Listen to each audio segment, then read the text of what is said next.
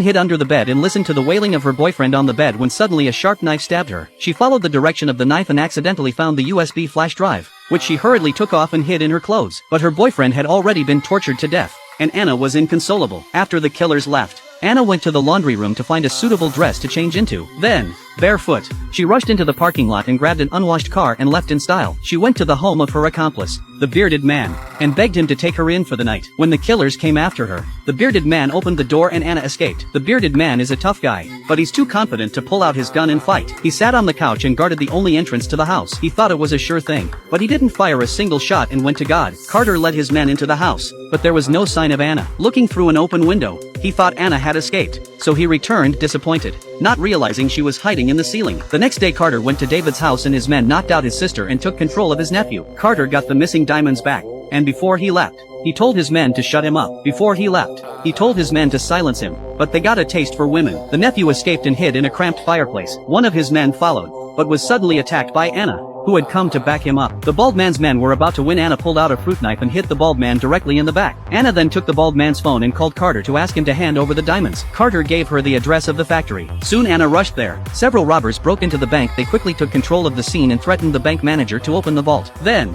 using high-tech methods, they easily cracked the code and soon a box popped out, which was full of diamonds. They poured the diamonds into the bag, but didn't realize there was a flash drive in the middle. As they were about to retreat, one of the robbers tried to take out a resisting security guard. His companion rushed to stop them, and they clashed, then struggled. Unexpectedly, one of the hood was ripped off and the robber was a pretty girl. Everyone in the room saw her face, and her teammates suggested that the hostages should be killed. But Anna did not want to kill innocent people. She quickly put on the hood. Anna grabbed her teammate's gun and pulled the trigger, sending him to God. Then she dragged the body into the car and left the area. They went to the countryside and destroyed the car and the body. The bearded man told them to sell the diamonds and split the loot, and then left. Anna and her boyfriend, David, went to a hotel to rest. David told her that there was a USB flash drive in the diamond, which must contain important information. At that moment, there was a knock on the door and David told her to hide in her room and see what was going on. The person who came was their best friend, but suddenly two assassins barged in and kicked and punched them without saying a word. After controlling them, a man in a suit appeared, named Carter,